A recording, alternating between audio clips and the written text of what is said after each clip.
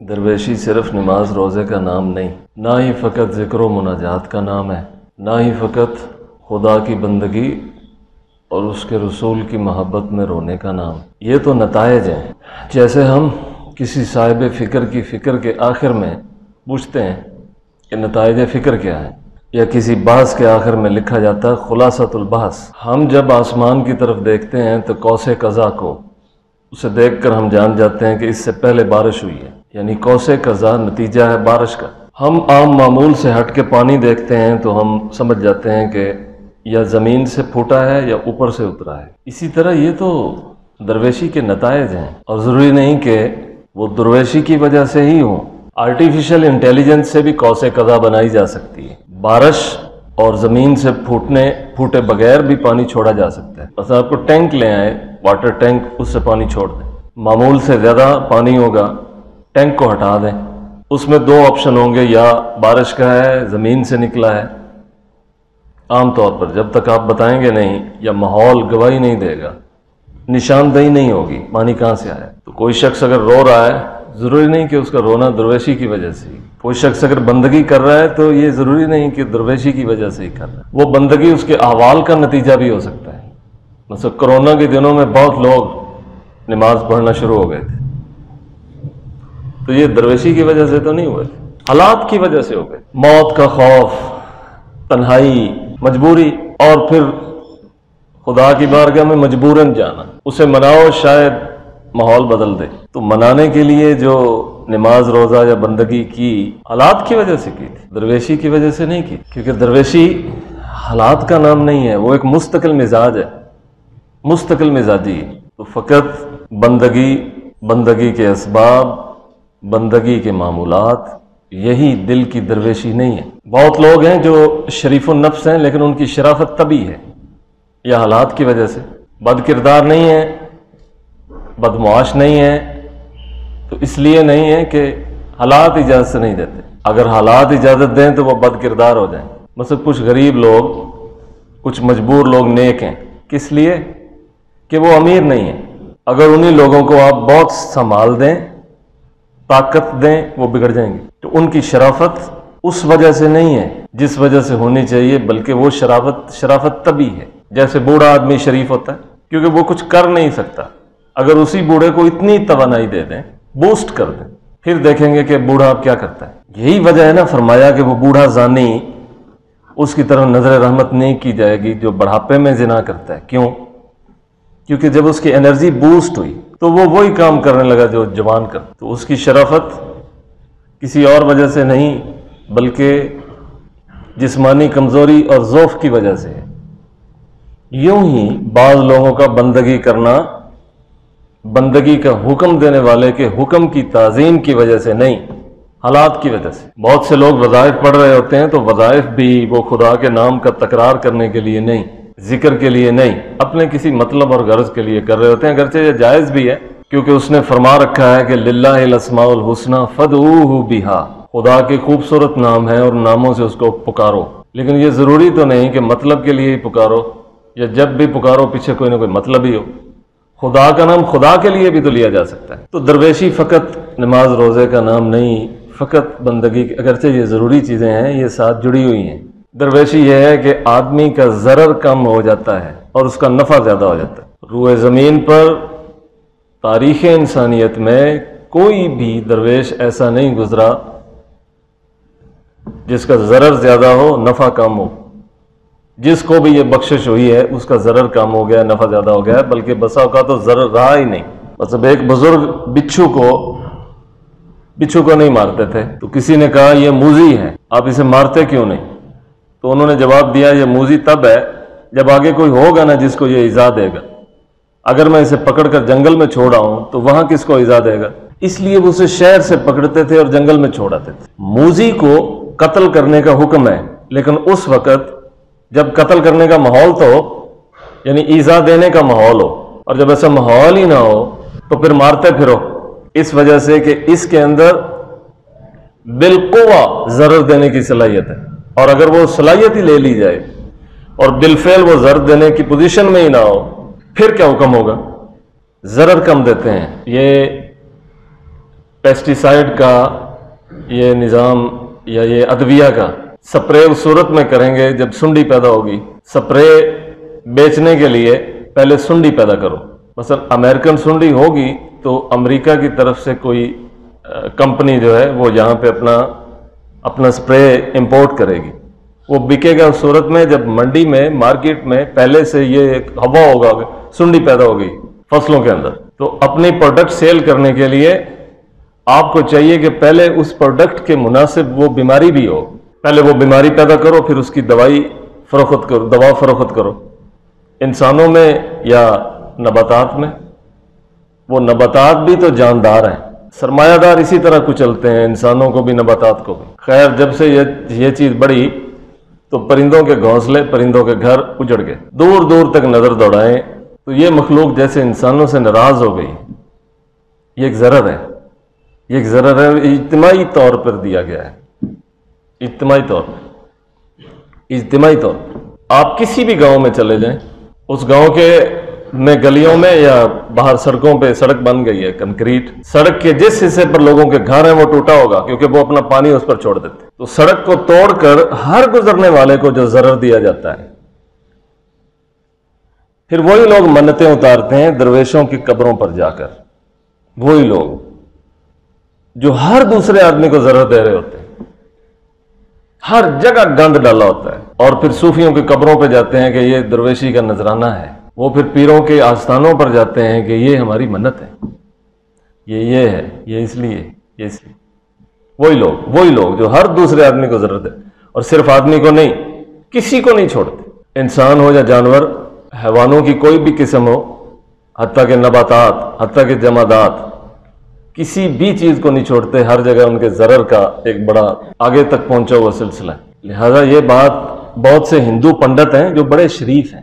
ہندوؤں کے اندر یہ جو فرقہ پیدا ہوا تھا بدھ مت کا یہ تو گوشت خور بھی نہیں ہے. ویجیٹیرین ہیں ان میں بہت سارے.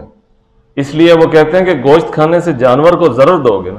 جانور کو قتل کرو گے تو اسے تکلیف ہوگی. اس لیے ہم گوشت نہیں کھائیں گے. ہم سبزیاں ان کو کہتے ہیں ویجیٹیرین. گوشت نہیں کھاتے. کتنے شریف لوگ گوشت بھی نہیں کھاتے. بکرے ذبح کرنے پڑیں گے گائے بھینس یہ ذبح کرنی پڑیں گی تو ذبح کرنے سے ان کو تکلیف ہوگی. اس لیے ہم ویجیٹیرین ہیں. کتنے شریف لوگ ہیں. تو اگر شرافت درویشی ہوتی تو یہ سارے بدھ مت تو نہایت اعلیٰ قسم کے درویش. آپ کلیسا میں جائیں تو بہت سارے وہاں پہ ایسے آپ کو ملیں گے خواتین بھی مرد بھی جنہوں نے ساری زندگی کبھی کسی معصیت کے بارے میں سوچا بھی نہیں ہو. نظریہ یا عقیدہ اپنی جگہ پہ ظاہری اعمال کے اعتبار سے وہ نہایت شریف ہوں. اسی طرح بہت سے مندروں پر پنڈت اور ان کے فالوور ہر روز 40 رسمیں کر رہے ہوں گے نہایت شرافت اور دیانت کے ساتھ اور بڑی ہی سوز و ساز کے ساتھ اس بت کو پوج رہے ہوں گے. بلکہ اس بت کو نہیں اس سے بڑھ کے کہتا ہوں کہ جس کا بت بنایا ہے اس کو پوج رہے ہوں گے اور بڑی دیانت کے ساتھ اور بڑی صلاحیت کے ساتھ اور شوق کے ساتھ اور رو کے گڑا کے وہاں گر رہے ہوں گے. یہ سارے لوگ درویش تو نہیں ہو گئے. جسے ہم درویش کہتے ہیں وہ تھوڑا مختلف ہے. وہ ایسا نہیں ہے کہ وہ حالات کی وجہ سے شریف ہو گیا ہو کسی مجبوری کی وجہ سے شریف ہو گیا ہو کسی مطلب کی وجہ سے شریف ہو گیا ہو. وہ ہے جو ہم درویش اسے کہتے ہیں کہ جو ظاہر باطن سے ایک ہو گیا ہو اور اس کی وجہ سے شریف ہو گیا ہو. اور اگر وہ کہے کہ تو اٹھ اور ظالم کا ہاتھ پکڑ تو پھر وہ نہایت شریف آدمی ظالم کے ہاتھ کو پکڑ لے گا. چاہے ظالم اسے 1000 دفعہ کہے کہ یہ باغی ہے یہ ہے یہ وہ ہے لیکن وہ پکڑ لے گا. فرمایا اس امت میں درویشی اٹھ جائے گی اور پیچھے ہلکا پن رہ جائے گا. ہلکے ہو جائیں گے ظالم کے ہاتھ کو نہیں پکڑیں گے شریف ہو جائیں گے.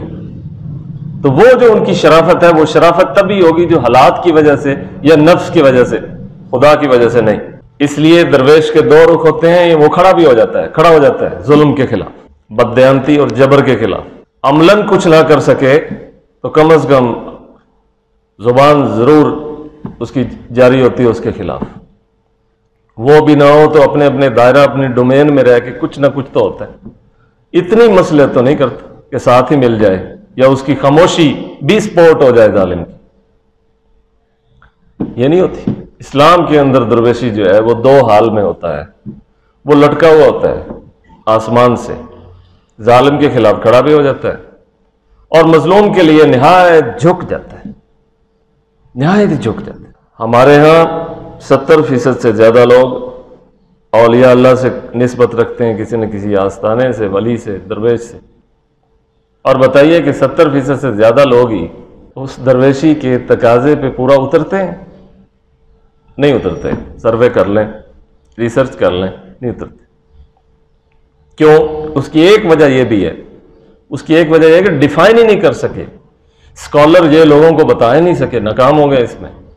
ان کو وہی باتیں بتاتے ہیں جو ان کو اچھی لگتی ہیں، اچھے اچھے اشعار اور اچھے اچھے جملے اور اچھے اچھے کام۔ تو وہ اچھے اچھے کام، اچھے جملے، میٹھی باتیں، میٹھے لہجے، یقیناً وہ بھی صحیح ہیں، غلط نہیں ہیں، لیکن پورے صحیح نہیں ہیں، پورے صحیح نہیں ہیں۔ کچھ نہ کچھ حالات ہیں رمضان شریف میں، شیاطین باندھ دیے جاتے ہیں۔ اس کی بڑی اچھی تفسیر کی ہے شاہ ولی اللہ نے۔ آپ نے فرمایا شیاطین کو باندھنے کا مطلب یہ ہے کہ شر کے پہلو کو مغلوب کر دیا جاتا ہے، خیر کے پہلو کو بڑھا دیا جاتا ہے، غالب کر دیا جاتا ہے، یا خیر کے ذرائع زیادہ کر دیے جاتے ہیں۔ یا ہو سکتا ہے کچھ شیاطین کا ان کا جو پہلے ان کا تسلط تھا اس کو کچھ نہ کچھ روک دیا جاتا ہے رحمت کی وجہ سے، یا رحمت کے فرشتے حائل ہو جاتے ہیں، ان کو اس طرح شر نہیں پھیلانے دیتے جیسے وہ پہلے کر رہے تھے، تو لوگ نیک ہونے شروع ہو جاتے ہیں۔ تو یہ رمضان کے اندر بھی جتنی بندگی ہم کرتے ہیں یا نماز روزہ، یہ تو حالات کی وجہ سے ہیں۔ حالات جب تبدیل ہوں گے تو بندے وہی ہوں گے جہاں پہلے تھے۔ لہذا اب کچھ نہ کچھ تراویح، قیام اللیل کرنے والوں یا روزہ رکھنے والوں کو میں کیسے جنت کا ٹکٹ دے دوں؟ جنت کا ٹکٹ تو ویسے ہی ہمارے اختیار میں نہیں ہے کہ وہ اختیار صرف نبی مکرم کا ہے، کسی ولی کا بھی نہیں ہے کہ وہ کسی کو کنفرم کہہ دے تو کنفرم جنتی ہے۔ یہ صرف رسول کا اختیار ہے، وہ دوسرا نہیں لے سکتا، یہ ان کے خصائص میں سے ہے، دوسرا چاہے جتنا بھی پہنچا ہو، یہ رسول کے خصائص میں سے وہی لے۔ میں کیسے کہہ دوں یہ چھوٹ گئے؟ وہ تو حالات کی وجہ سے ایسے ہو گئے تھے، جن کو تو ٹکٹ دے رہا ہے وہ عید کے دن کیا کریں گے؟